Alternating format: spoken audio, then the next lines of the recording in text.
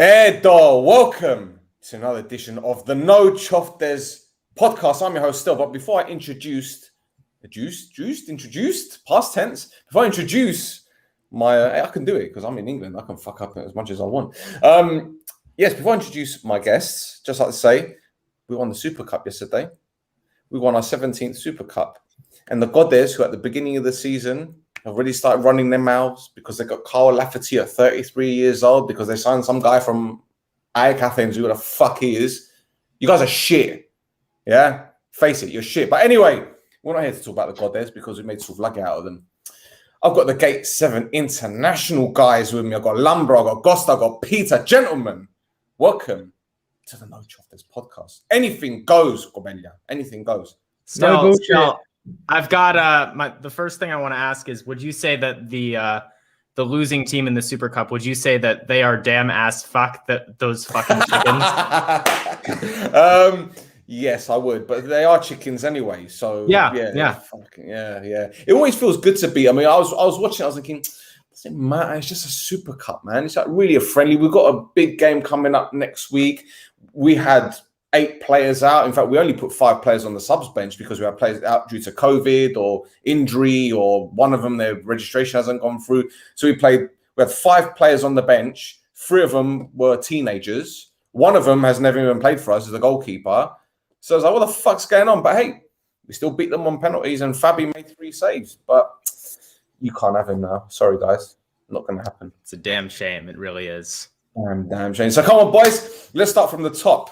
How did your podcast start? Because I've known you guys for a fair few months now, and I've actually never asked you, like, how the fuck did the Game 7 International podcast start? Because you, Peter, are in Canada. Lambro, you're in Switzerland. And Gosta, you're in La Belgique.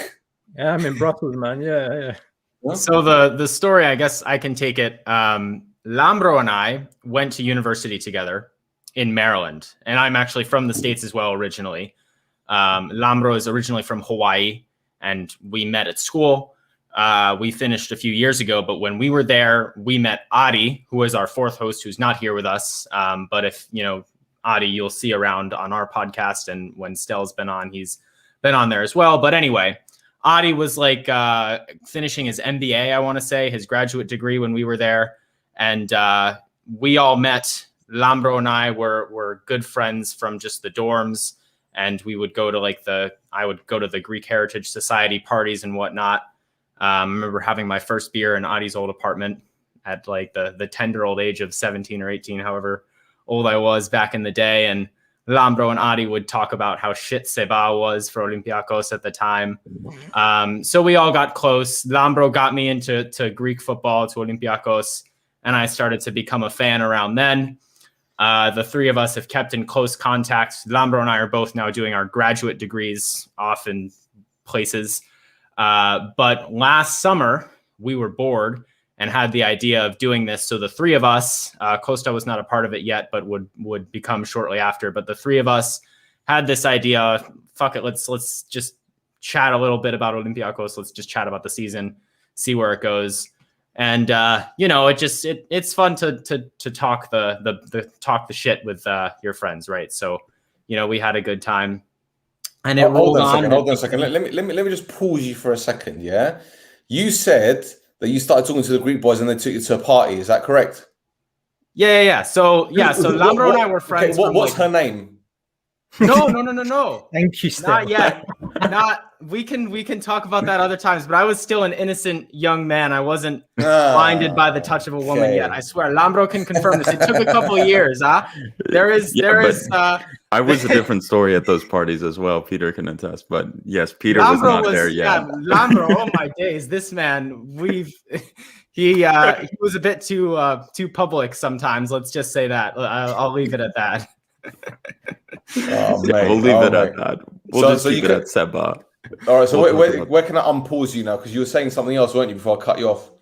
Oh, I was just saying that, once we started doing it, we realized how much fun it was, and we started getting into the social media part. Costa, we met basically just online. In fact, because of the pandemic, we have not met Costa in person yet, unfortunately. Hopefully that will come soon. But Costa had been, on Twitter and whatnot for a while with his Olympiacos EU account. tweeting about Olympiacos in English, and he'd gotten a decent bit of a following. So we sort of collabed. We got along well. Costa's very, very good with the whole, promoting us thing and social media and connections and all this stuff. So we've linked up, and now the four of us do this. And it's been a great time. We've met a lot of fun people such as yourself, Stel, and got some cool guests, and pissed off some Panathinaikos and PAOK fans in the process. It's all in good fun.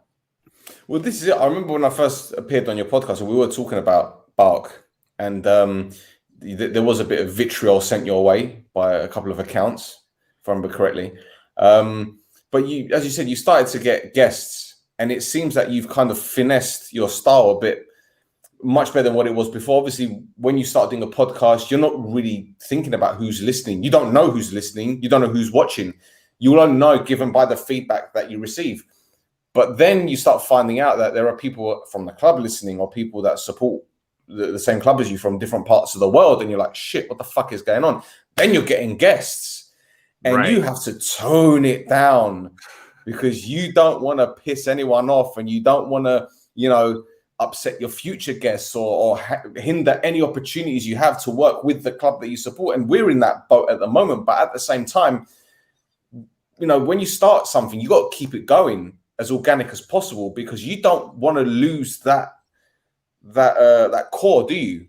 So I guess it's difficult. I mean, I'm asking you guys this question because, we're in the same boat anyway, and I guess we've got the same kind of objectives. So, yeah, what do you make of your transition, shall I say, since the beginning? Well, first of all, I would say Lambro still has no interest in being nice to anybody. He'll still take the piss out of PAOK or whatever it is. But I think one point you bring up is like, it's amazing how many people all over the world are listening. Like, I know, Stel, I've seen you like Shoot the Defense is like #1 or top 10 in all these crazy countries across Europe and across the world. Like, it's incredible. And I think that's interesting as well, like to know that we're getting quite a big audience from all over the place, and that's kind of cool. But I think it is interesting when you realize that, like, you're getting a bigger influence. Like, we thought this was just like 3 or 4 guys having fun talking about Olympiacos, say whatever, and now it's like, we want to be bigger than that. We want to like have a real impact, grow the club as much as we can.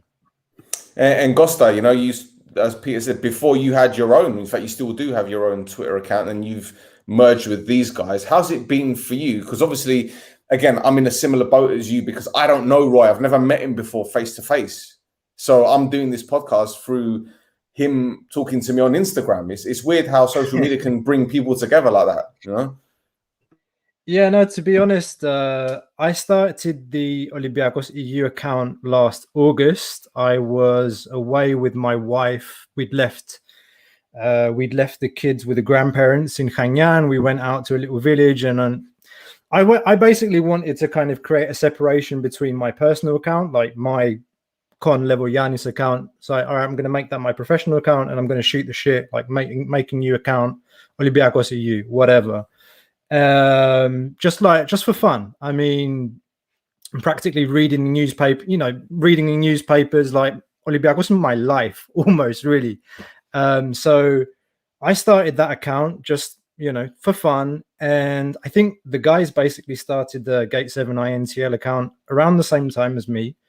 And we had, we were growing our followers, and we got in touch with each other. I think I shot them a DM, and they invited me on the show. And that happened a couple of times, and we got talking more and more. And basically, I saw a huge potential for the project. It's very niche, and the objectives in terms of bringing the information about the club to English speaking or non-Greek speaking diaspora Greeks, connecting those diaspora Greeks to Olympiacos fans in Greece, and then this whole kind of dimension of making Olympiacos a global brand. I think we all connected with that kind of vision and those 3 objectives. And then I think I think the big break and possibly where the guys were like, okay, we need to get Costa on board was after we got Stelios Giannakopoulos on the show. I mean, it was I know the guy. He's a family friend, and I told them, guys, do you want to get a player on the show? And it's just, I happen to know Stelio. I talked to Stelio. Stelio was kind enough to come on. His birthday yesterday. A couple of days ago, yeah. So I think that was kind of a tipping point, if I might say. And then ever since then, it's been like a mix of kind of contact, whether it's been through you with Matty Derbyshire or just randomly going after people and asking them on, and those quick kind of quick pitches, like why should they come on the show, and some people answer and some people don't. Sometimes you have to message them 2 or 3 times. Sometimes they say yes, and then they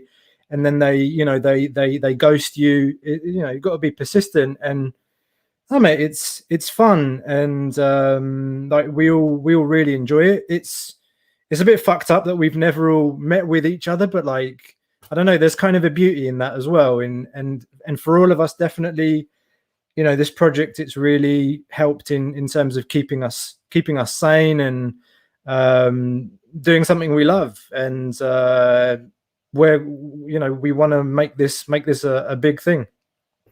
Well, I hope it does succeed, boys, because Greek football, Cypriot football is kind of frowned upon by the supporters of Serie A clubs and Premier League clubs, and whenever Olympiacos play an English Premier League team, they'll get my mate Mike on TalkSport because he knows his Greek football, and they'll ask him questions, and Mike will answer no problem. But I'm thinking, you guys don't really give 2 shits, do you? You're just asking questions to fill a bit of time and whatnot. There's no emphasis on finding out more about the Greek league. They don't ask questions about rival clubs. It's just like, oh, well, what kind of system do you think they're going to play? And tell us about this player. And then, so-and-so used to play in the Premier League or yada, yada. And it's Stel, you took the words out of my goddamn mouth. They used to play in the Premier League. This is it. And I talk to my friends about Omonia, and I could mention names of players and they'll look at me blankly. And then I'll say, oh, you ever heard of Jordi Gomez?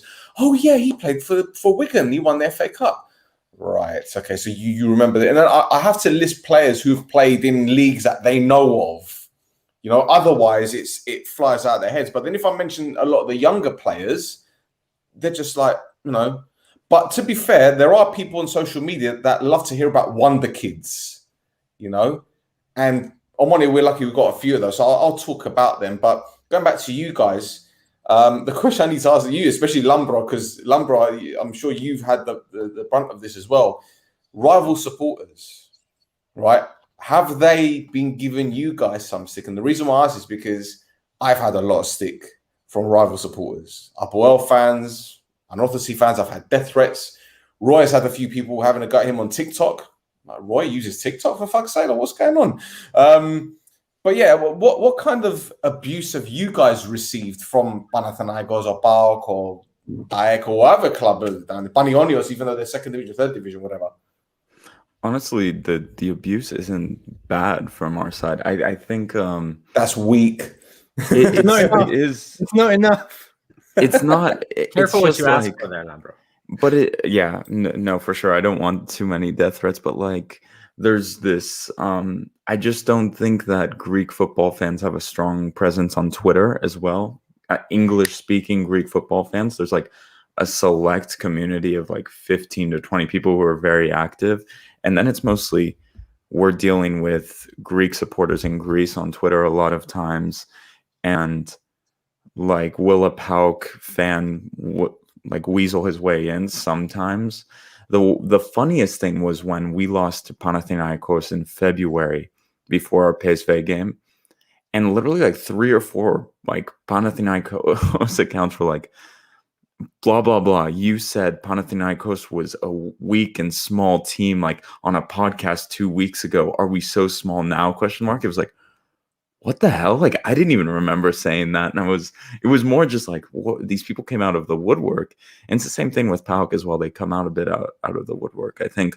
And when you win a league by 30 points, it's Like, what are they really going to say? The cup final was disappointing, but to be honest with you, the cup final was really disappointing in the moment, but it wasn't really even a cup final when literally it was just the first division clubs. It was set up really brokenly, and it was just, I don't know, it didn't feel that important the whole way. So anyway, but the abuse has not been that bad, to be honest. I don't know. We So don't we won really the league give by them the 30 opportunity. points. We don't really give people the opportunity to troll us. Yeah, It's like, what are what you can going you to say? We beat you 5-0, or like what can you say? I think And that's we a big don't- part of it. It's we like you don't said, go- Lambro. We lose to don't go looking for it. Panathinaikos.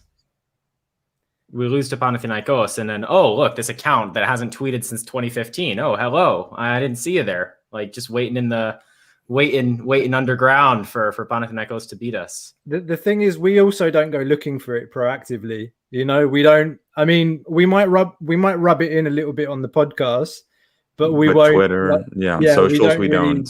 Yeah, no, not so much.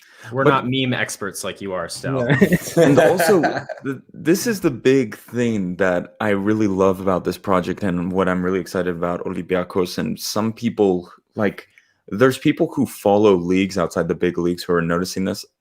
These guys can agree or disagree with me, but I feel like Olympiacos is making the next step as a club. And I say it often, Olympiacos is not a Greek football club at this moment. And I criticize Olympiacos for this mentality. It's not a Greek football club. It is trying to become a European football club, if that makes sense. There needs to be this idea that we're in this small community and we need to look and reach outward to the clubs that we want to become. And I went on a bit of a rant about this earlier on Twitter. Things need to be in English, things need to be in Spanish, things need to be in French, because there's fans of Olympiacos around Europe, and things being in Greek, it is not 2002 anymore. Things need to be in English. There needs to be better media from the club. There needs to be better things like that. And that is what we're trying to push with our podcast. We're trying to expand the club and trying to make that next step. Because to be honest with you, I joke about Pauk, I joke about Ike, but it's just like, it doesn't feel like anything important. Even like 6-7 years ago, like a derby with Panathinaikos was so much more important. Now it's just like, who cares? Like, I look forward to the derbies, of course, when there's fans. When there's fans, I love it. And I love going to the game. But, like, to be honest with you, the big games these days are the European games. Those are the ones that really get us excited. And, yeah, it's tough a bit at the moment to get up for these games. I don't know. Well, the things I remember, there's a couple of seasons that you guys didn't win the league. I think Ajax won it and then Bauk won it.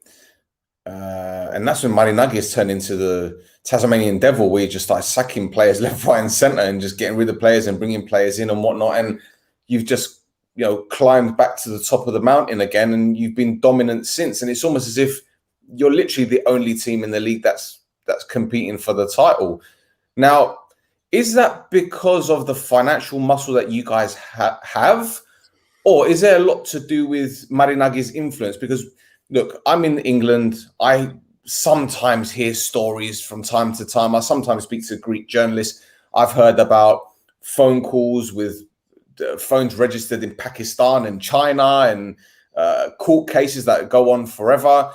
You guys must have heard it time and time again from rival supporters. Oh, your chairman, your owner has got this and that pie in the, fingers in the pie. He owns this news outlet. He's laundering prime minister's money, yada, yada, yada. When you hear these things, how difficult is it to just bite your tongue and just keep it on football? Because effectively your players' abilities and your integrity is being questioned. You know what? Spit it Who out. had Giovanni on their team? Who had Rivaldo on their team? Who had Carebe on their team? Who had Ze Elias? Who had Djordjevic? Who had Giannakopoulos? Who had Churi Dominguez? To hear like the argument that, oh, you didn't win on the pitch. It's like, really? I mean, that we didn't pay and bring quality players to Greece when Kokalis was paying like 10 million euro to bring in Diogo from Brazil, or when he was paying, what was it, like back in the day in drachma, 5 billion drachma to bring Giovanni from Barcelona, or 5 billion drachma, that's the equivalent of 10 million euro now for Zahovic back in the day. So it's not like we haven't bought the players and haven't built the teams. And like, yeah, people say Marinakis is a media tycoon and he's buying everything. And what's Savidis doing? And what's Melissanidis doing? And what are all the owners of the big Greek clubs doing? No, sorry, not the big Greek clubs, the other Greek clubs. Panathinaikos, he's got Sky. They're all media tycoons now. They all have a piece of the pie. And Marinakis is a successful businessman in the maritime sector. Okay, so what are we going to talk about? We're going to talk about Marinakis' business, or we're going to talk about football? I don't know. It's like, okay. And also, bad decisions are made in all over the world. All over the world. What, in the Premier League, the refs are perfect? In Greece, they're fucking awful. They are fucking awful. And now they bought. And then you got the best referee. You got the best referee in the UK, the best referee to head your. Yeah. Now we have the Xeni. Now we have the Xenus coming for the big games. And what? They still screw up as well. And you know, I enjoy the foreign referees coming, but also this idea of like Olympiacos being corrupt, whatever, is fine. But when you win a league by like 35, 40 points and PAOK is losing to... That's not. But what I'm saying is... They should let themselves in the fucking mirror. This is what I'm trying... Like, how much money did Marinakis, did Olympiacos put into Redi? Karaiskakis Stadium was before Marinakis, youth development, youth coaches... Like, how many football schools does Olympiacos have abroad? It's things like this, and the investment into Pedro Martins, Modesto as the sporting director, who's brought in great players. Like, Olympiacos has grown to another level where it's just not... It doesn't need. I don't know. It's like you don't even need to respond to those things when the other Greek teams fail to get results on the road to Larissa, Lamia, places like that. So we beat AEK like 5-1 over the playoff. We beat PAOK 4-0 during the season, 3-0, 4-0, something like that. And it's just, I don't know. The argument doesn't hold a lot of water these days. And the tycoon thing is the exact same thing that Costa's saying. Marinakis is actually a bit late to the game, I would say, about all of this media stuff. But that's just my opinion. Yeah, particularly in the last few years, like maybe even the last decade, like you've seen where Greece's coefficient is now in UEFA is below Cyprus. I think we're 19th or something, and there are 23 spots. The last 10 years, we've literally been the only club picking up points in Europe. How can you, as a PAOK fan, look me in the eye and tell me like all this stuff when you go and lose to Kolopetinitsa of I don't know which country? And you're telling me that, oh, you're corrupt, you're this, that, the other. It's like, it's excuses, man. It's excuses. And it's long. It's just like, yeah, mate. Okay, whatever. Let's. Okay, and why don't they go to Savidis and say, Savidis, why don't you pull out the wallet and build a new youth facility? Savidis, why don't you pull out the wallet? And it's just because they can't. You know, they can't. To be honest with you, they can't criticize Savidis because he owns half of the city. He's basically the economy there. He is PAOK. To be honest, people criticize Marinakis and Olympiacos all the time. We do it on the podcast. Or Marinakis, I don't know Marinakis, but the club we can criticize. Or I criticize him for not pulling out the money for a big winger, but that's just me anyway. But you don't see PAOK fans criticizing Savidis very often. I wonder why. That's it. It's true. That's true, actually. They do have a bit of duct tape when it comes to criticizing him. They don't. They don't talk about selling their player. They sell Dimitris Paukas for 2 million euros to Fenerbahce, and now they're asking for 15 million euros from French teams. Like, how does that happen? That happens a lot to PAOK. They don't know how to sell players. You can ask their own fans that. It's a bit embarrassing. So, what do you think your dominance is doing to the Greek league? Excuse me. Oh, wait about 1 minute. Hold that thought. You're supposed to be in bed, Gero. Yeah? You're meant to be in bed. Why are you not on the stream? That's my co-host, Roy. There you go. Ksipna, Roy. Ksipna.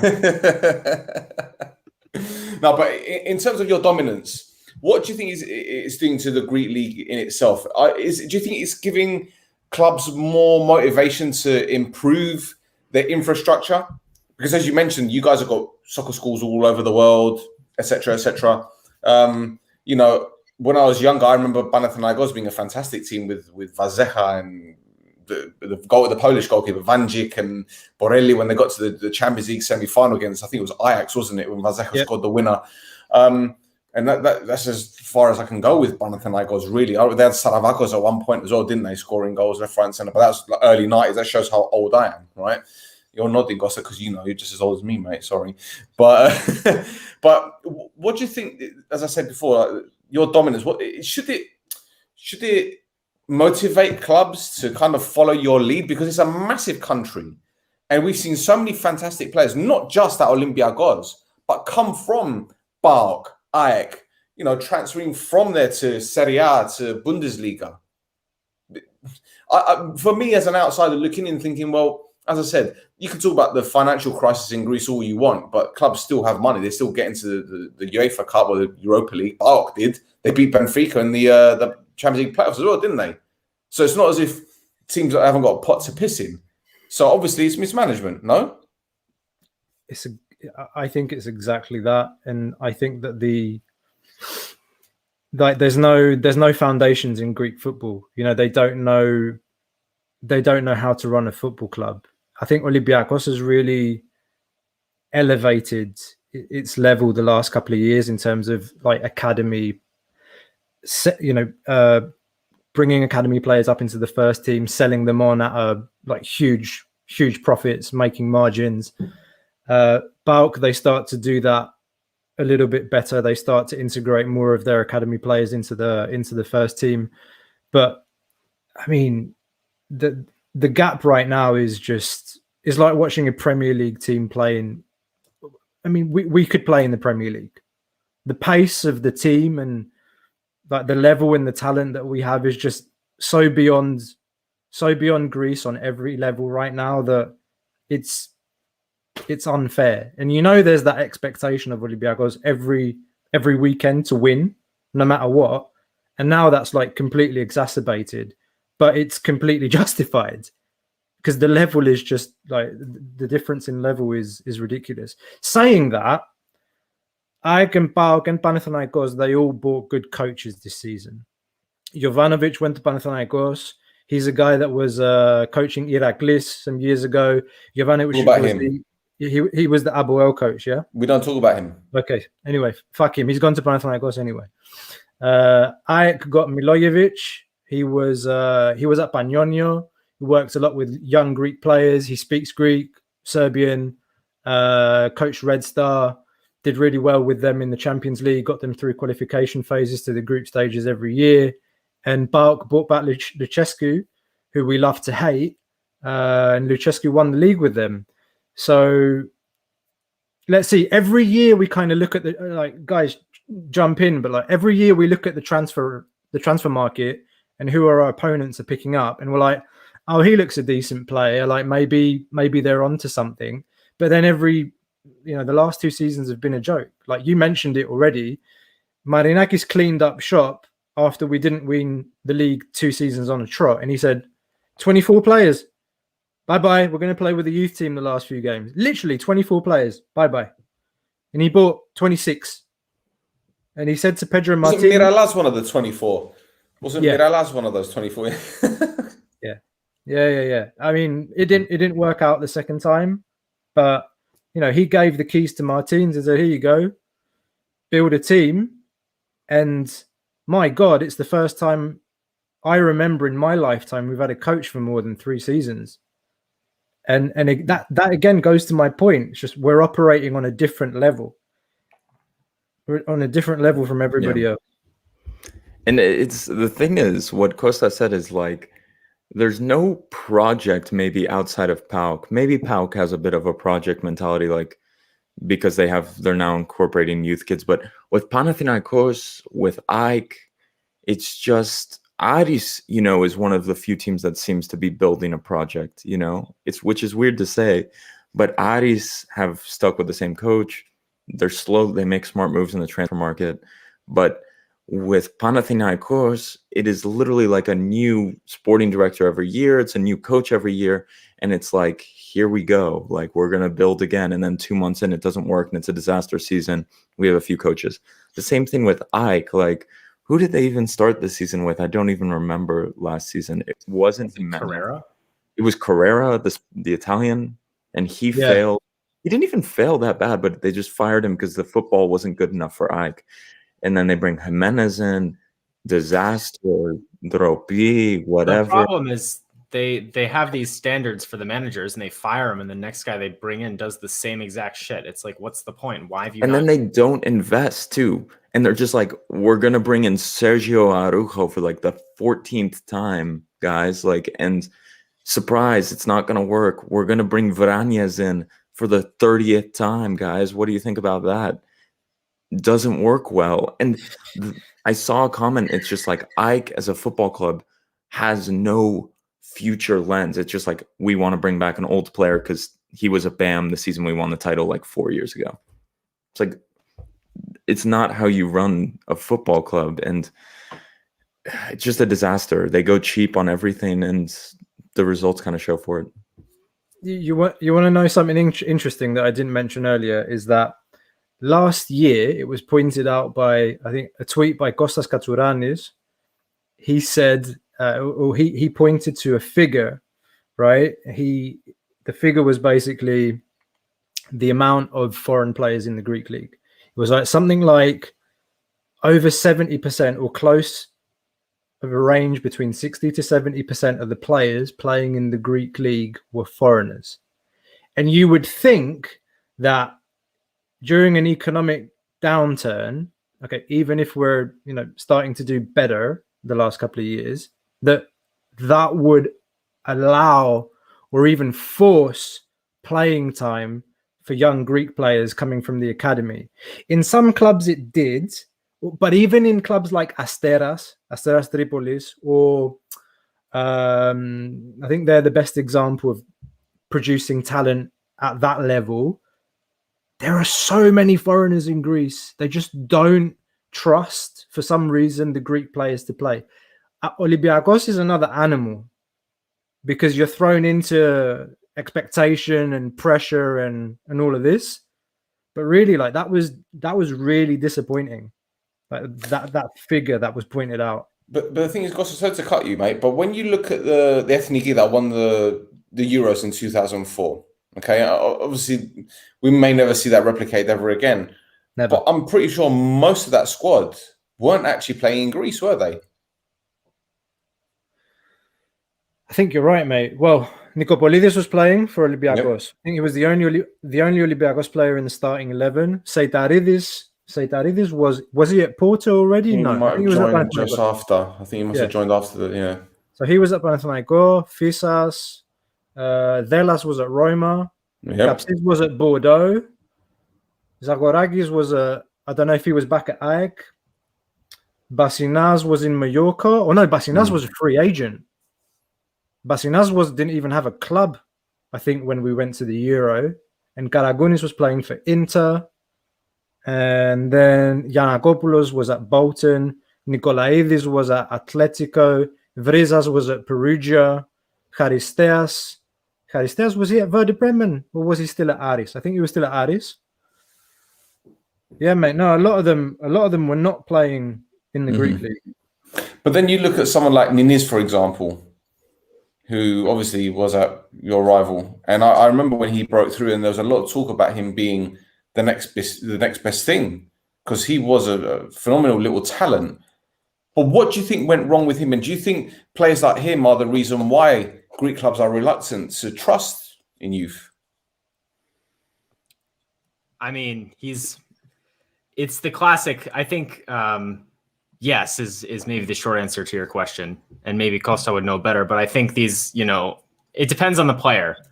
At the end of the day, if you're a Greek player and you're playing in Greece, which you probably are if you're a young Greek player, you're going to have to get used to the pressure. And if you're going to be 17, 18 years old and playing good football, you're going to have to accept that someone is going to write Greek Messi in the paper with a picture of your, you playing football on it. And some players will see that and get scared and, spin out. They don't want that attention. They don't want the pressure. Some players might do better with it. And honestly, it just depends on the player. Like, I think Fedfatsidis at Olympiacos is another example of what happened to Ninis in a way of a young player who came up and bright lights and, people taking pictures of you and everything. And it's like, he's like, I don't really want any of that. And maybe it is why teams are unwilling to play the young Greek players. Maybe it is, but I think at the end of the day, it just depends on the person. Some players might be willing to handle that stuff. And right now it's different as well because you've not got any fans in the stadium. Like we played our 17-year-old goalkeeper in a cup final last year and he kept a clean sheet and we won. There weren't any fans in the stands. It's a hell of a lot easier to play in those games when you've not got any fans in the stadium. We have to say that. So, Ninis is one thing and Fedfatsidis is one thing, but like if you're a team right now, this is the perfect time to give it a try. Also, you're going to lose the league to Olympiacos, so who cares? Mate, you know what it's like though. Like Cypriot culture is the same. I mean, it's the hype, and then it's just you're a clown. 1 minute you're king, and the next minute you're in the gutter. It's like from like that. That's how quickly it can change. So one weekend you're Greek Messi, you're God, you're on front page everywhere, and then the next week you play a poor game, and everybody's after you. And that's how quick it can change. And when you're a kid like Ninis was at the time, I remember him bursting onto the scene, scoring goals in derbies back to back, and you're just like, okay, this is exciting. And they destroyed him. It was the same with Fedfatsidis as well. He admitted it in an interview it's like a month or two ago.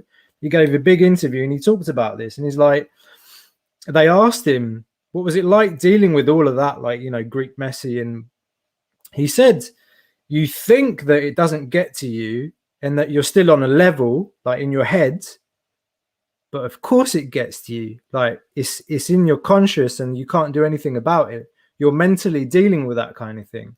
And I think when those guys were around, when they were young, I think that the psychology aspect or like the sports psychology wasn't really that well ingrained in the football, in Greek football, in the teams. Probably, like, I don't know about Olympiacos, but we asked this question to Nikopolidis when we talked to him a couple of weeks ago. And it's like, do you have sports psychologists that are there for the players, give them advice on, how to deal with like the mental aspects of the game and everything going on outside football? And he's like, of course.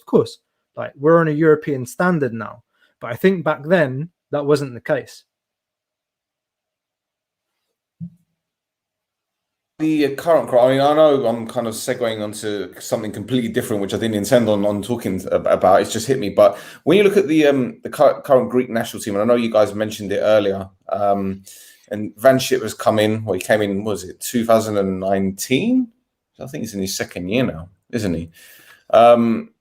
And there doesn't appear to be much progress from a results perspective, from a player development perspective. And I know it's not his fault that Greece isn't producing fantastic young players. He's flapping his hand around again. A lot of things are his fault. Yeah, but I'm talking about, look, if you want to talk about youth development, it's not his fault, is it? Yeah.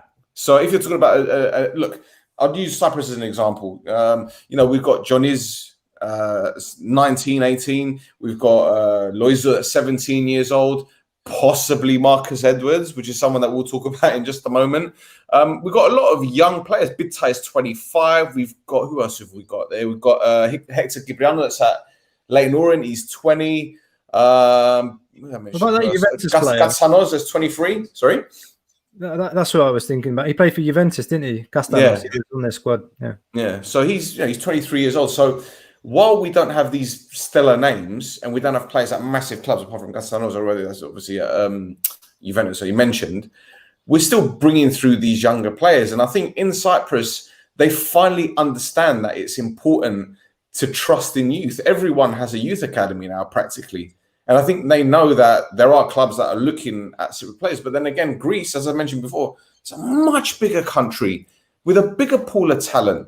And I can't understand why this national team, okay, I'm not saying that they should be competing because they won in 2004. But again, you look at the national team squad, the recent one. I mean, you're looking at Zeka, for crying out loud. Like, why is he still being called up? Mate, oh my God. He's the best they got. And I like Zeka, to be honest with you, because he's one of the few players who actually runs, and that shows you the state of the national team. And it's just a generation that has failed us from 2014 afterwards. It's been a football federation that's failed us as well. Anastasiadis, who came in and was saying that, like, God wasn't on our side, and that's why we lost to Armenia at home. Like, you had that, those were the football tactics. Those were the people who were being hired. You had random people coming. I want to say it's a lost generation, because you had players like Socrates in their prime, Manolas in their prime, Torosidis coming out of it, and you were losing to the Faroe Islands, and Samaris as well was a good player. Fortunis is a fantastic player, and there's this feeling of it was a lost generation. I don't know what went wrong. Mitroglou getting injured as well was a big problem. There was never that striker anymore, and I felt like he really covered up a lot of things. I know we had those experienced players going into 2014, but Mitroglou's goal scoring was just a big carrot. Like, it seemed like the team relied on it, and when he went down, that World Cup campaign kind of got screwed over. I thought the team could have been much better if he was healthy. But overall, this is all to say the Football Federation in Greece has failed the football community in Greece over and over again, hiring these second-rate coaches because they don't want to pay, or that they don't believe in the players. And there's vendettas against the players. We need to say that as well. The players, after Anastasiadis came out in the press and basically said, we're not playing for the national team anymore because of this clown show that you've done. And players such as Siovas, Socrates, Manolas, Fortunis have been kind of persecuted on the national team level. And so that's the environment you're dealing with from Greek football. You're having the best players persecuted by a football federation because they went out and spoke out against a clown of a coach that the federation selected. So that is the environment that Greek football finds itself in, on the national team level at least. Yeah, I remember when Ranieri got the job and he was sacked like 5 games later. Next thing you know, he's Leicester manager and he wins the Premier League, for fuck's sake. What is going on? What is going on? This is football. But let's segue to the next one. Marcus Edwards, I mentioned him earlier. You guys are linked with him. Half Cypriot for his mum. I've had a few words with his dad. He's not telling me much, unfortunately, which I don't expect him to either, in all fairness. But do you guys know much about him? Have you seen him play? And I remember talking to you guys last week on your pod that you need a winger. Looks like he's the kind of guy that you need. So we do need a winger. In fact, you might say that we need 2 wingers pretty badly coming into this season. But I have not personally seen Edwards play. I know he's a Spurs Academy graduate, I believe. So maybe Costa's a bit more familiar with him. But it's a shame Adi's not here, because Adi is he does what we call the deep dives on our podcast. Whenever we have a player linked, Adi says goodbye to his wife and kids for a few hours and gets on the computer and watches film. And so Adi says he has a complete deep dive for Edwards, but he's making us wait in suspense to see what he's actually got to say. But Costa, I don't know if you've got anything to add, because I have not seen him play. I just know he's a big name and he's got a big transfer market page and whatnot. And shit, I mean, I saw rumors about Thiago Silva and Pepe swap deal for Edwards. And if you don't know who Thiago Silva and Pepe are, it's because they're shit. So that would be a great swap deal to make. But I think that's too good to be true, surely. I just remember him from FM. Sometimes I may have picked Tottenham, like him in the youth team, looking pretty good, and bringing him in into the first team after, I don't know, 10, 15 years into FM season. But no, to be honest, mate, I don't know a lot about him. I've seen some YouTube videos. He looks like another Pedense, like a Daniel Pedense that we brought in a couple of years ago, playing for a mid-level Portuguese team, looking to make a step. 22 years old, left-footed, low center of gravity, pace, nice touch, passing vision looks good. But he looks quite raw. He looks quite raw still. So I think like 1 or 2 seasons at Olympiacos, he can up his value. I think it could be good for him to build a winning mentality with a team like us. I'd love to see him play Olympiacos. Does he speak Greek? They were saying on the Greek radio today that he speaks Greek as well. I don't know if that's It's kind of like mine, really. It's broken, but he'll get by. He'll get by. So he would actually adapt. He could actually adapt. 100%, pretty quickly. 100%. And the thing is, he knows about the culture. He knows all about it. He's not one of those, I'm half this, half that, but I'm more leaning towards one side of the family. He's in touch with both cultures. And I think that's the thing about it. And I know, as I said, his dad has spoken to him quite a few times, even before the rumours. And, he's obviously going to wax lyrical about his boy, but he's like, he just loves football. He just loves football. He just wants to improve. He wants to work hard. He doesn't get in trouble. Do you know what I mean? You don't see him on social media much. And if he does, he might just post, like a friend of his who's a rapper might put one of his videos on the Instagram and that kind of stuff.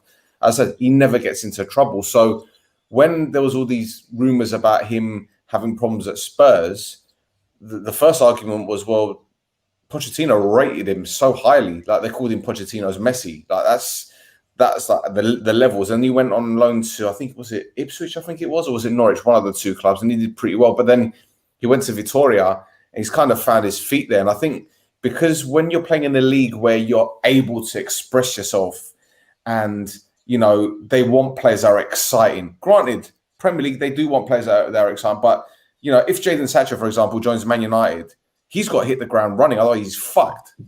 He's fucked. They won't give him the time, well, the fans won't anyway. They might give him a few weeks, but then afterwards, it's like with Pogba, all he does is dab. Do you know what I mean? So he's fighting a battle that he ain't going to win. So regardless of how many stellar performances he does, people are always going to remember the shit ones. But Marcus Edwards is in Portugal at the moment. He's doing really well. And like I said, when I spoke to his dad today, I said, look, if he goes to Olympiacos, he'll smash the granny out of that league, but he'll also play European football. And it'll be great for Olympiacos because his value will go up. But I'm hearing from you guys and the reports that they want 8 or 10 million euros for the lad. 10 for 50%. Yeah, 50%, 10 million euros just for 50% of his rights. So Because Tottenham still have 50%. Yeah. Smart move. Daniel Levy. He's a cunt, but he's a good businessman. Yeah, exactly. So what, do you think that deal was dead in the water then? I don't know. The Portuguese were like, it's done. The Portuguese reporters were doing the here we go and bullshit go and then it just like reality set in, like we're gonna take Marcus Edwards for freaking Thiago Silva and Pepe. And I was reading a Greek reporter who said Pepe's wages are like higher than anyone at Victoria Guimarães or something like that as well. I didn't realize Pepe's wages were that high. So what are we? I don't know what we're gonna do here. I just don't see a world where this really happens. And the club, I think, is so reluctant to splash money on a player, especially for 50% of their rights. If things go bad, you're kind of screwed there, right? So I don't know what they're gonna do, to be honest. We need a winger yesterday, as they say in Greek a lot of times. Yesterday. We saw today from the starting wingers, there was nothing. Just a goal and an assist. Just a goal and an assist. Shut up. Oh my God. Baby Kamara was better, and that's Let's talk about this one then, because you played in a friendly today, didn't you? You won 3-0 against Arias. We did. It was good fun. It was good fun. Yeah. So the first half talk to me, sucked, and we were up 2-0. But because anyway. I've got this comment here. Where is it? Has he deleted it? Why is it not coming up? I don't like that we didn't play Markovic and play Papadopoulos. That's for you, Lambro. That one's for you. Lambro, this is Lambro on the No, burner account I here. said the same thing. I was sitting next to my friend watching the game, and I was like, Are you kidding me? He's gonna bring Avram on when you have Markovic, the papers in the front page. Markovic is Pedro Martin's man. He's the next big thing, and he brought Avram on. Like, for what reason? Lazar was MVP today. Well, Mega TV agrees with you, but I don't know if I'm there. We got MVP is a stretch. We got to talk about Pierre Koundé. We got to talk about Mari. Yeah, listen to me. Lazar Rangelovic is not Olympiacos quality. I'm going out there and I'm saying it again. But I'm a huge jinx. They know this. I go in on players and they turn into man of the match like today. Like today, man of the match. Keep bashing it. I think Lazar's going to come back this year because you're chatting so much shit. I really do. He's going to be this year, last year's Hassan. I think we're getting a resurgence from him, as they say. Yeah, we'll see. But there was exciting things in the friendly. Agibu Kamara, Baby Kamara, as I call him, Baby Kamara. He's really... I don't know, just very exciting. We'll see what's going on there. Pierre Koundé, who we were talking about a little off air, is good. He's a player. You saw 20 minutes of him and you're like, Jesus Christ, this guy should not be playing in Greece. This guy should not be playing in Greece, to be honest. Like, you saw that. He's not playing in Greece. He's playing for Olympiacos. Exactly. But like, you watch this guy play, the passes and the burst of speed, and you're just like, this is a different player. This is a different player we have on our hands. We'll see. Yeah, they're all coming now. They're all coming. See, this is what I love about these shows, when you have people on that have watched a friendly game, and everyone gets their own opinions on friendlies and all that kind of stuff. It's Our favorite thing is going live straight after the game, even if we lost, and it's just like Lambro cries for an hour and like calls out the entire team, and the fans are just like, "I agree, this was shit. This is horrible." Like it's honestly the best, and like I have to say as well, we get like the highest viewership for those two. Like people eat that shit up. They're like, got the FTV model there, mate. Yeah. Especially when we lose. But we've had people Greek DM us like, it's 1 a.m. and I'm so glad you guys went live because I have no one else to complain about the game. Yeah, everyone else is asleep. Like, yeah, people love that as well. It's like people are like, there's no one else to talk about this. This is the nice thing, because Gate 7 International, we have fans who don't live in Greece and they're by themselves, right? Like, they don't have a buddy in Greece. They go to the bar and talk the game. So they're like, I can join in on Gate 7 International and type my comments about it. And I have like a place to kind of talk about Olympiacos. Where else would they have that? That's one of my happiest things, is when I see people who are like, I can come here. Now, of course, and some of the talk with takes are just horrible. We have to say that. Some of them are terrible. Sometimes we just hear bad takes, but I mean, it's all about just hearing everything, you know? Even from me, especially from me. Bad takes. I mean, I was talking about the chat, but yeah, now that you say it, I mean, sometimes we do hear some belters from you, some absolute howlers coming out of Lambro's mouth.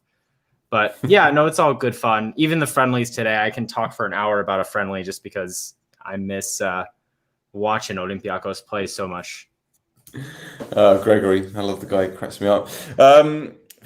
So yeah, you've got a new goalkeeper now. A new guy between the sticks. Sar's gone to Wolves. It's like the domino effect, isn't it? You had Rui Patricio going to Roma to join Mourinho. You had Sar going in to replace him at Wolves, and now you've got this Czech. Is he Czech? Czech, yeah. Czech goalkeeper. He played at the Euros, didn't he? He did. He's played all the games. Looked pretty good. So, do you guys know much about him other than what you saw at the Euros? Because he doesn't look like a goalkeeper. I mean, he looks like a model more than anything. He's going to be wearing like Olympiacos branded boxer shorts. Many footballers, Pepe does his fair share of modeling as well for Olympiacos. So that's probably why he gets paid so well.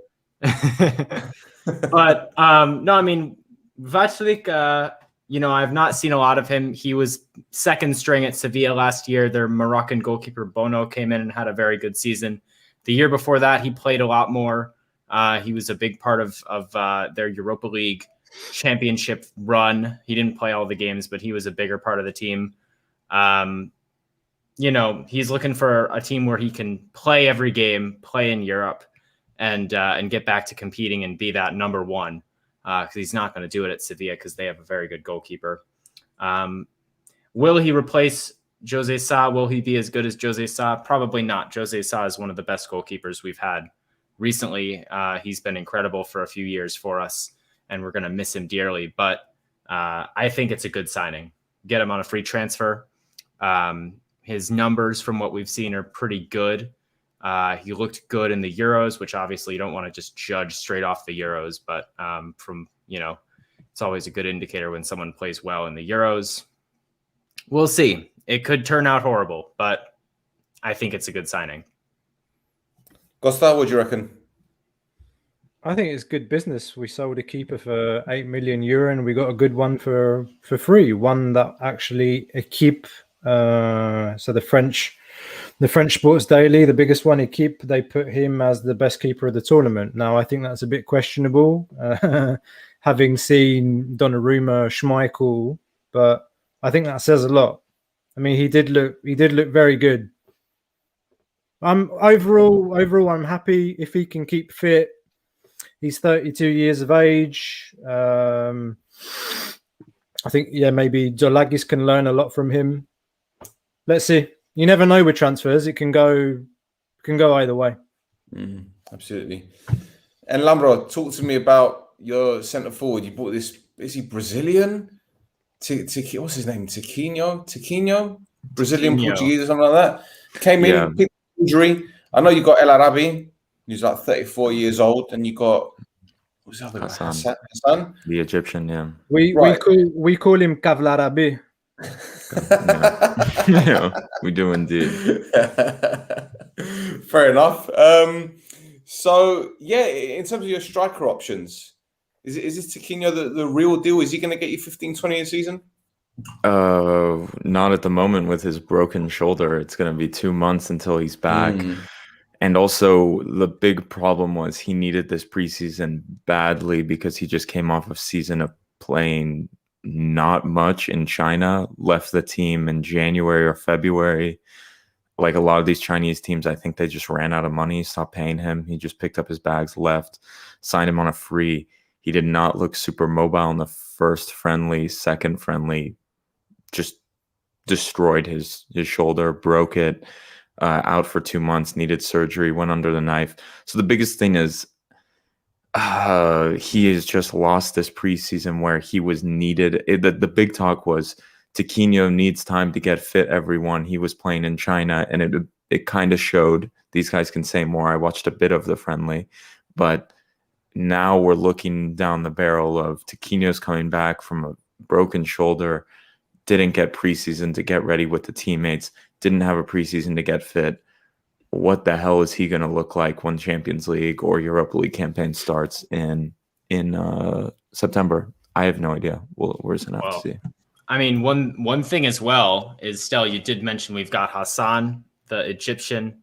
We've got El Arabi, the Moroccan. But the thing is, normally that's going to be okay. Usually those two can be the minutes at striker, and we don't really need a third option too badly. But the Africa Cup of Nations is happening this year, and it's happening in January.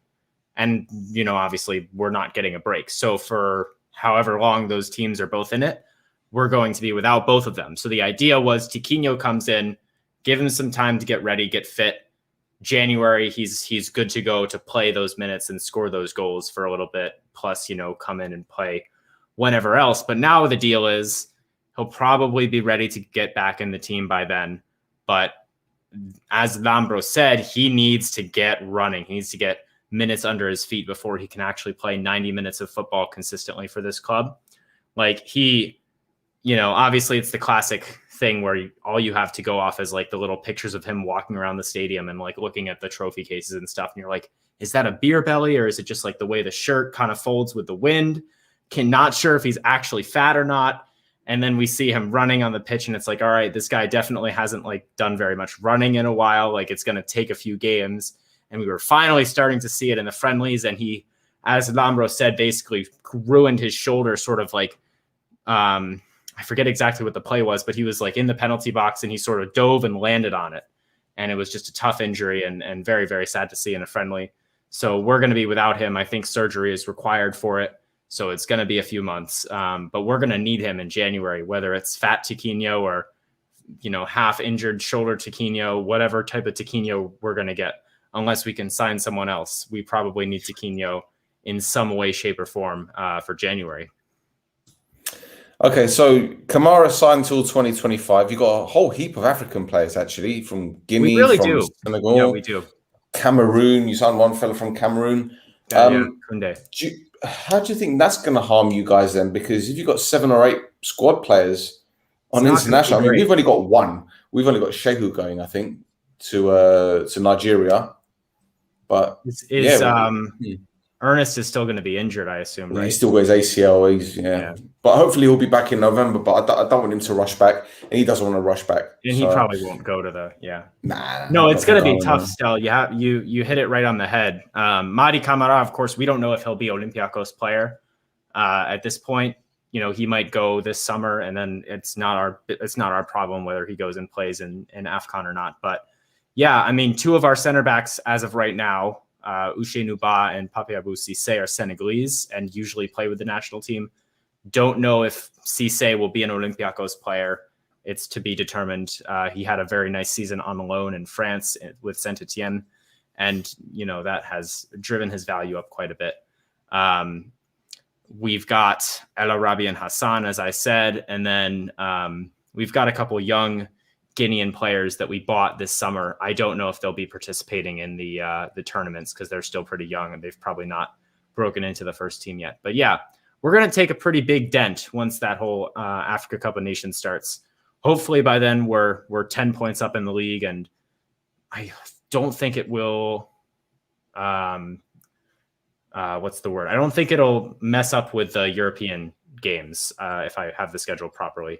So hopefully we can just coast through the shitty Greek fixtures without those players and come out the other side still on top of the league. And are you guys confident you'll make the Champions League? You got a pretty straightforward game against a club in Macedonia. Are they in Macedonia? Azerbaijan, sorry. Yeah. I was going to say same shit, but then I'll get people sending me death threats. So. Oh, you will. Yeah, be careful. Oh, yeah, for in fact, Macedonia is not the proper. Yeah, you can't say Macedonia either. Northern Macedonia. You gotta remember that. You gotta add the north. Anyway, let's not. We can move on from that.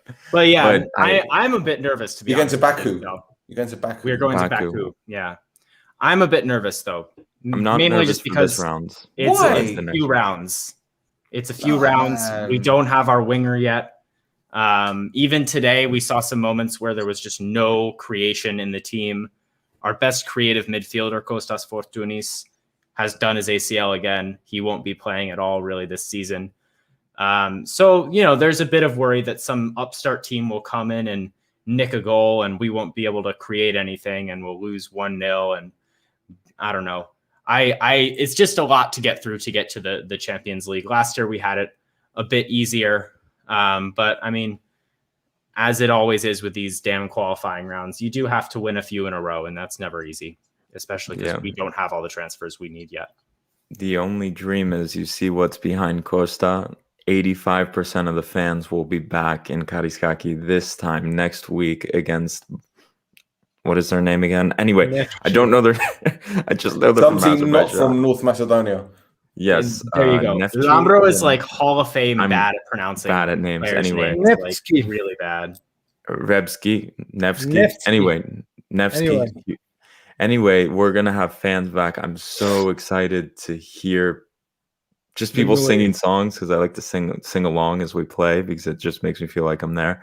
I'm super excited to have it back. I think I don't think we're considering that much. We haven't talked about that, guys. But seeing the fans back, I wonder if players' performances pick up a bit. And like Jan and Villa, Socrates, these guys have not played in a Karaiskaki, pushing them on. It's gonna. Okay, I see a comment here saying Betanos has a bit of a point. He has Corona cases are indeed skyrocketing in Greece. Thank you, opening up the country. Kyriakos Mitsotakis. Anyway, we don't have to talk about that either, but I think it's going to happen. If you're not vaccinated, you can't go. Exactly. The rule, If you're not the situation, you can't go. yeah, the situation in Greece has become, if you're vaccinated, screw it. We're not going back to lockdown. So I think they're going to. Georgiadis went on TV and said they're doing it like just a few days ago. So we'll see. They're already selling tickets. So I can't see them going back on it. It has been a year and a half without fans in stadiums in Greece. Mm-hmm. They've opened nightclubs. They can't go back onto the stadium. Anyway, I'm super excited. I'm super, super excited. And I am worried, like Peter said. I watched that first half today and we had 40% possession, maybe a little bit below against Aris at home in a friendly. Did you guys notice that too? I don't know if you guys saw the statistics. I don't think. But really, it dropped. I remember seeing it. We had 40% possession at some point, and I was sitting there and I was just like, I was like, what the hell am I watching? They were getting all the second balls. They were, and it was worrying, especially. It feels a bit like something is not there with this team, if that makes sense. Like, this is a super strong Olympiacos team, but there's a few pieces missing to make it a very good team, if that makes sense. And I'm worried we could run into a tricky test, especially if we need a goal. I don't have a idea who is going to create a goal in this team. If Matthew Valbuena, I heard he has some personal issues, is not available to play, there is no creative midfielder in this team. I should say as well, Stel and the listeners who don't listen to us normally, we are like very reactionary and pessimistic about the team. And like we like draw one game in Greece and we're like, the European campaign is ruined. If we can't score a goal against Asteras, we're gonna concede 6 against so-and-so FC from some other country. It's over. The club is finished. This is the worst year of all time. We do this a little bit, and it's half of it is just to like sort of get the reverse jinx ready. Like we like speak it into existence in like a weird way. And, so it's part of it is calculated, but I think it's also just like, I don't know. It's very Greek culture, I would say, as well. To be mate. It's the same in Cyprus. We went through a barren spell last season. We went 5 games without a goal, 7, 8 without a win, and people saying sack Henning Berg, get rid of him. He doesn't know what he's doing. That mentality is so shit. It doesn't get you anywhere. Yeah, and Roy and I were talking. We were like, just need to calm the fuck down a little bit. We're playing European games. This is Omonia. This isn't Liverpool or AC Milan. This is Omonia, right? So when you're playing European games, and then at the weekend you're playing against, I don't know, Ethnikos, and then you play another European game, and then at the weekend you're playing Bafo. It's 2 completely different styles, man. 2 different levels of intensity. Then there's traveling, and then there's all sorts of things, injuries. It all mounts up. So.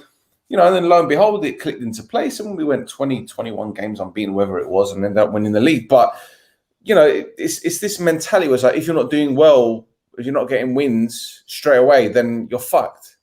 But then again, there's a club in Cyprus who sacked their manager the day after they beat Upwell 1-0 away from home with 10 men. So, it's a fucked up world. It's a fucked up industry, but whatever, it is what it is. The one thing I wanted to, what else did I want to talk to you guys about? Oh yes, Champions League, right? So last season you had, was it City and Marseille in your group? Porto as well, and Porto. So if you do get past this team from Azerbaijan and beat whoever in the playoffs, and you make the group stages, are you praying you don't get a fucked up group like that one? Because that shot you in the foot, didn't it? Yeah, but it's better than the group we got 2 years ago with Bayern and Tottenham in it. It's Champions League is difficult. You really have to hope. I think, to be honest with you, if I recall last year, the way they do the pots, Porto were our team from Pot A, which is a very good Pot A. You've got like the best teams you've got like the 5 best teams in Europe, and then Porto and Sevilla. No offense to those very good clubs, but like it is what it is. If we didn't get Porto, we might have got Bayern Munich. You know what I mean? So what screwed us over was the pot B was Manchester City, who were, obviously like a titan of a club for pot B and beat us twice. But like honestly, we could, not saying that team could have beat Porto, but like we're not as far away from Porto, I don't think, as a club, as some people might think. I think maybe like in a slightly different year, things maybe go a different way. Bouchalakis doesn't give away a goal in the first 5 minutes of a game. Things like this, who knows? Maybe we come and get a result against Porto and get top 2 in that group. It just depends on the year.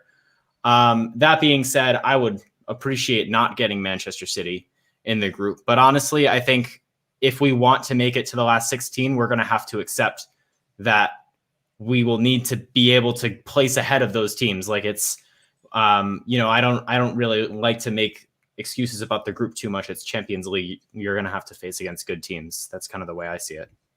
And Peter's exactly right. The last year, we didn't talk about it that much because we were just like, it's the whole world. Why would we talk about it? The fans, goddammit, are a big deal for Olympiacos. And I really think we would have gone through against Wolves if the coronavirus didn't happen. We had them on the back foot and Kariskaki with like 10 men. And then we go in with a backup goalkeeper away because Jose Sa breaks his hand. Like it's things like that Olympiacos team was pretty goddamn good. And I don't know. I have a good feeling with fans coming back. Pedro Martins is making another good squad. We just need the goddamn winger, to be honest with you. The midfield is good. I was telling my friend, the spine of the team is very good. The right back, Kenny Lala, I think is coming good as well. A left back and maybe a few wingers. And goddamn, this team could make a run. Like I think the bones were being made last season, but I think we're ready to go for this season. If just this transfer window has been goddamn good. Like Costa, Peter, I don't know if you agree with me, but it is middle of July and we brought in Vachlik, we brought in Koundé, brought in Tiquinho Suarez. That is a fine window for Olympiacos and just a few more pieces. And I think we're there. Costa, what do you reckon, mate? About the transfers? How many pieces left in the puzzle for you to be, I won't say mounting a European challenge, but at least to be, ruffling a few feathers, man, ruffling a few feathers. To be honest, mate, I think if we need a quality winger to knock out Nevsky and Ludogorets, no offense, in the third round, then we've got problems. It's like, I mean, I don't think we do, to be clear. The players that we have right now should be able to take us to the playoff. The playoffs in August. We have time until then to find the right man. Is it Marcus Edwards? Is it Ronnie Lopez? Is it somebody else? I'm really of the opinion that if it means we have to wait until August to sign a winger, because that's the right one, then let's get him and not just panic buy. Or, panic buy 2-ish players. Like, we need to find the right one. I think we need one quality winger. You got Masouras, who's a really underrated player in Greece, Yorgos Masouras. He works hard on the defensive side, on the offensive side as well. He scores goals. He plays as an inside forward. He's tactically astute, good positioning. Yeah, okay, sometimes he missed some sitters. Who doesn't? So I think one winger slot is taken by him. And then, we need that piece on the wing and the left back. And I think we're done. And there's a funny comment here. Somebody's talking about Emre Moore. Stop it, Fetano. Stop it. Yeah, not happening. Not happening.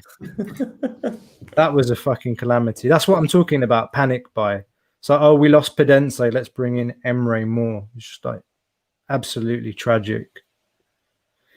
Anyway. Blimey.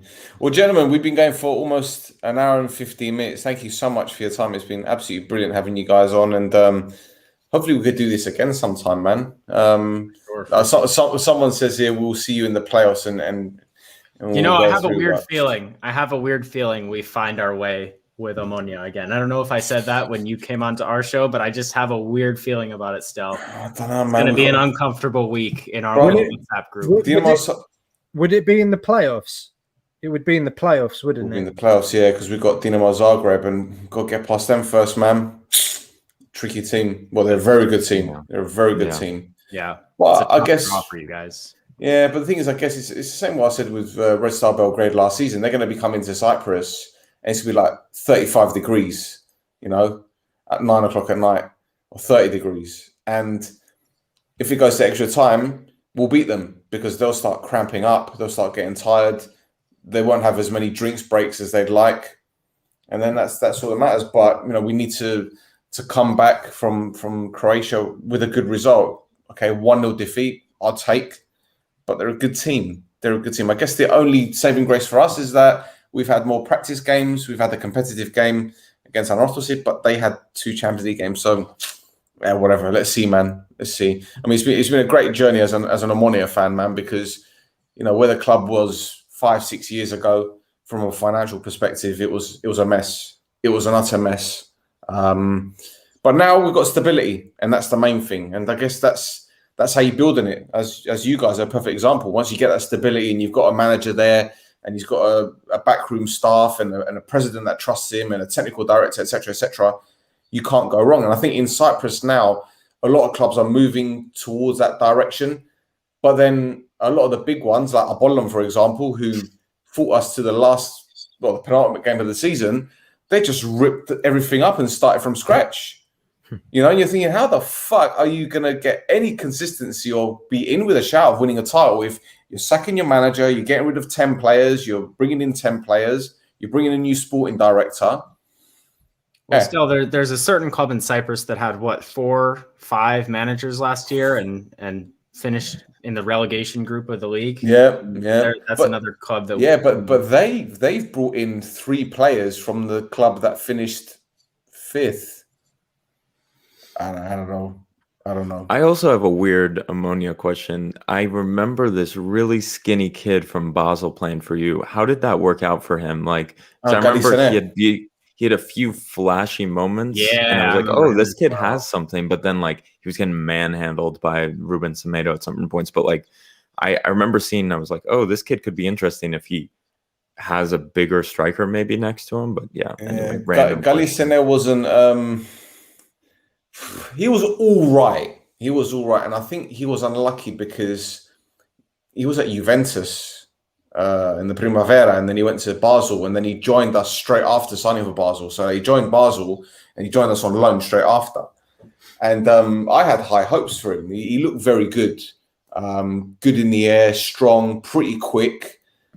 But I think the system that we played wasn't for him. He couldn't play up front on his own as a central striker, and that's effectively what we did. We played with a 4-2-3-1, and he couldn't play that lone striker role. So we tried him out wide. That didn't work out. But then he played up front against Bark with Gaguliz. He had a fantastic game, and we won that one, actually. But yeah, I just think that, you know, it wasn't for him. I don't know. Again, I don't know whether he didn't settle in Cyprus. He seemed all right in training when you look at how he was behaving. But he's gone back to Basel, and I don't know what he's done, to be honest. But he was a good kid. I just think that it's the wrong time, really. Because when you sign a player, you're thinking, yeah, okay, we've got him, but you've got to think of other things, circumstances. Is he going to get settled? What about the language? Is he going to know anyone at the club? Has he got family with him? You know, I'm digressing it, but when Ernest joined us, it took him a while to really settle. And I remember going to Cyprus in October, and I'm out with him, and I said to him, like, who are you here with? He goes, well, my wife is in Norway. My kids are with her. She's coming over soon, but I haven't seen her in a year. I'm like, what? Because when he was in Saudi Arabia or the Middle East, she didn't go with him. So he hadn't seen his missus for like a year and a half. So I said to him, listen, well, when your missus comes over with your 2 kids, you're going to get settled. You'll be happy as like a pig in shit, so to speak. And the funny thing is, we played the game on the Sunday, and he had his hair braided. I messaged him. I says, your missus is over now, isn't it? Because you had your hair done. You wouldn't get your hair braided in Cyprus. No one's going to do that shit for you. But now your missus is out there. And lo and behold, you know, she came over to Cyprus, and within 4 or 5 weeks, he was getting 2 here, 2 there, 1 there. There he goes. It's these circumstances that we need to think like we're humans. So if you or I get a job abroad and our families are back home, of course the productivity is going to drop because you haven't got that support system there with you. And for footballers, it's the same thing. Because don't forget, they're training, they're going home. What are they going to do when they get home? Well, they're going to go to the mall, they're going to go to a coffee shop, then what? But when they got their family there, it's great. So anyway, that's it. That was a long answer to your short question there, Lambro. Sorry, man. Well, Lambro and I are living. Well, Lambro's not living alone, but living alone in a different country and haven't seen our family in like 2 years. So can definitely relate to that one. Yeah. But anyway. Well, boys, thank you very much for your time. Before I let you guys go, any Twitter, any social media? I know I put it at the bottom somewhere down there, but plug anything else you want to mention. Any upcoming guests? Yada yada yada. Well, if Olympiacos fans are interested, we have the head coach of the Olympiacos DC Academy coming on this weekend. We mentioned briefly Olympiacos are branching out with academies and schools around the world, and we're going to be talking with the Olympiacos DC head coach, and they had a very successful season. So we're excited for that. That'll be happening Sunday. I don't know the exact timing, but follow us on Twitter to find out, Gate79TL, or Instagram, or wherever you are. That's about all I have to plug because I don't really care if people follow me on my own social media, but Lambro has his @ in the little the thing there above me. The @ So if you want to get into, sometimes it's politics, sometimes it's Olympiacos, it's everything. Mostly it's just Lambro like, guys, can I tweet this controversial tweet calling someone out from the account? We're like, no, mate. It's like, fine. No, I do it from the personal. But anyway, I'll probably plug as well. We've got next week. Costa, say it again, the name. Nevsky. Nifsky. We have Nifsky next week. We're probably going. Let's go live after that. So everyone come. I want to do a watch along. I want to do a watch along. I'm going to be a watch along is a good idea. And it's me on the wife. illegal stream behind being delayed because I can't be asked. Yeah, for that would be great because it would be a different time lag for everyone if we do that. Well, when's your game? When's your game? Wednesday. We next play week. Wednesday night. 20th, yeah. 21st. 21st. Yeah, you guys play 20th, I think, right? Yeah, fuck. See, we could have done like a split Double. one. Yeah. Oh, you'd be watching one game, I'll watch you ours. Fucking crazy. Let's try that. Simulcast. Let's try that. Yeah, if we're playing on the same night, yeah, why not? Fuck it. Jesus. Gosta, anything else, mate? No, the guys got it all down. Yeah. Check out our YouTube channel as well. Some really cool interviews there. Apple podcast. Big up, Shoot the Defense. Thank you so much for getting us Stel, on there, for having us on, inviting us. Absolute pleasure. Right, that's it for another episode of the No Chofters podcast on the OLB. Like, subscribe, tell your nunna. Until next time, fuck it.